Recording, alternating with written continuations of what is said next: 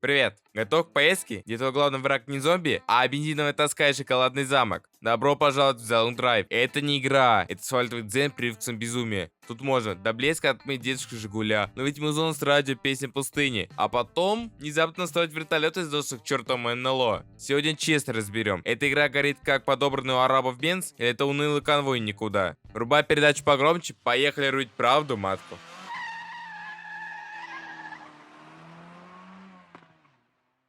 The Long Drive — это не игра, а культовый инди-долгострой. Еще в 2009-м студия Genesis выкатил этот шедевр в Early Access и благополучно забыла закончить.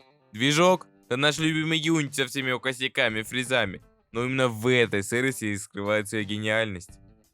Геймплей — это топливный дзен с проблемами по кругу. Сначала ты катишь по пустыне, ловишь волну на радио, как вдруг бам, мотор хрипит, давление падает, а сзади уже бегут умственно отсталые людоеды. И вот уже не водитель, ты божественный механик-садист, который чистит ржавчину в счет, как будто драйвит грехи прошлого. Меняешь двигатель с дедушкой Жигуля на американскую блондинку, кайф чаще, чем первый раз завести тачку мечты. Закидываешь в салон все, от канистры до труб людоедов, твоя крепость на колесах.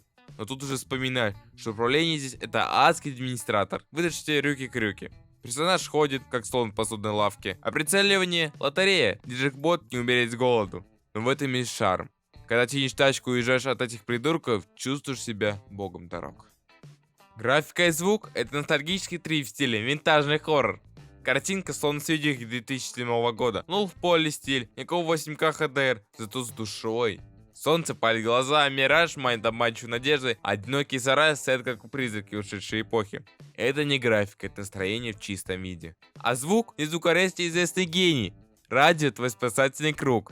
Это не звук, это оружие массового психоразрушения. Через час начинаешь слышать голоса в реальности, и это идеально. Сюжет персонажа — это шедевр минимализма. Все начинается с гениального сценария. Сынок, приезжай, всего-то 5000 километров. Бро, это не сюжет, это предсмертная записка от твоего свободного времени.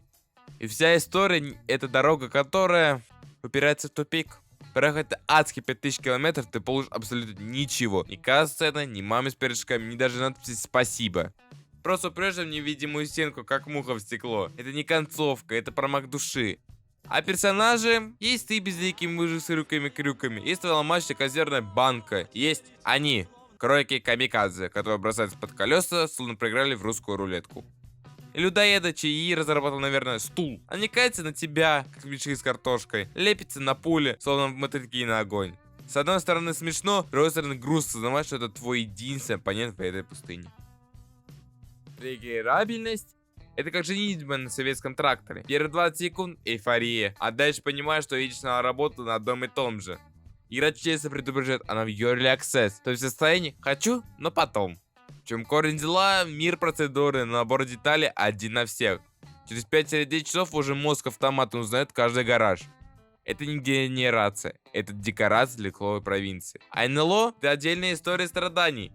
По мать его, как заставить кота принять ванну, потратишь кучу досок и нервов, а на выходе пакет разочарования.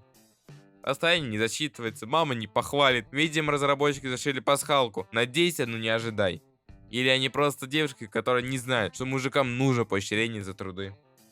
Главный кайф — это цифровое дзен-удовольствие, которое в любой момент может превратиться в хаос. Ты просто едешь, рулишь, чувствуешь вибрацию мотора, тут треск радио, мозг отключается с проблем. Чистка зажжи, физлайк, медитация. Жесть как релаксирует. Но стоит отвернуться, и вот ты уже посреди пустыни с мотором трупом, бензином на исходе. А на тебя уже бегут толпы идиотов людоедов с криками «Убью! Съем!». Пытаешь ствол, палишь куда попал, это русская рулетка с удачей. И знаешь что? Это безумно весело. Такого уникального микса из медитации и адреналина ты не найдешь нигде. Так что ли заходить на эту фабрику? Разложим по полочкам. 3 главных плюса, ради которых стоит залипнуть. Атмосфера, это цифровые антидепрессанты. Это то самое чувство свободы, когда ты никто, и тебя никто не ищет. Чистейший дзен. Кастомайз — это лего для взрослых аутистов. Здесь ржавчину и ставить движок Плимута на Жигули Самэри с 80. Геймплей — это медитация с молотком и ключами. Просто едешь, чинишь, слушаешь радио, мозг отдыхает от этого безумного мира.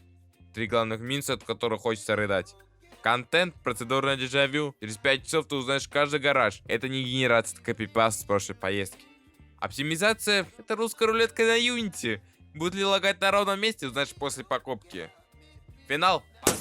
От разработчиков. Проехал 5000 километров, получи ничего, сынок. Даже надписи спасибо нет. И как полюбить девушку, но она уедет к лучшему другу.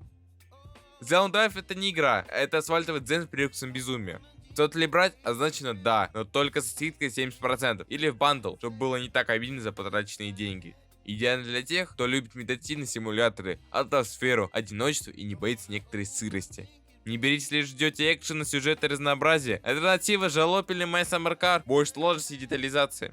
А ты смог проехать 5000 километров в этой тачке? Ставь лайк, если готов на такой бизнес. Пиши в комментах, на какой машине ты закончил свой заезд. И подписывайся, впереди еще больше обзоров на самые странные игры. Всем мир, да пребудет с тобой бензин. Пока! I don't ever slow up, no I don't take shit. I got no love for the fakeness. If you wanna play tough and wanna hate this